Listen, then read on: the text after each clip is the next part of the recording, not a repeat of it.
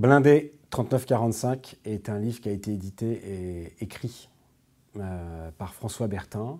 C'est un ouvrage qui se focalise exclusivement sur les blindés de 1939 à 1945. Quand on parle de chars, on pense à la Seconde Guerre mondiale. Les chars ont eu un rôle prédominant pendant la Seconde Guerre mondiale. Ils ont eu même souvent un rôle décisif. Il n'y avait pas beaucoup de livres grand public qui faisaient la synthèse en fait, de tous les chars.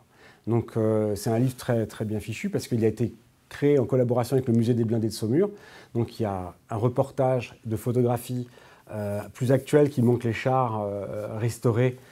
Donc on a vraiment une vision très nette et photographiquement parlant des objets et c'est relié à des photos d'archives.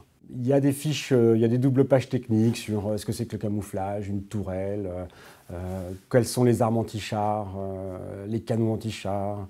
Il y a pas mal de sujets. Et des chars spéciaux, c'est-à-dire tous les chars que les Alliés ont créés pour le débarquement, qui permettaient d'arracher les haies, de flotter, de déminer. Il y avait un tas de chars spéciaux équipés d'engins improbables, permettant de déblayer le terrain pour les troupes.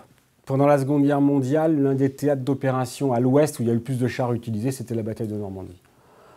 Pour l'opération Goodwood, les Anglais alignent à peu près à eux seuls 1350 chars.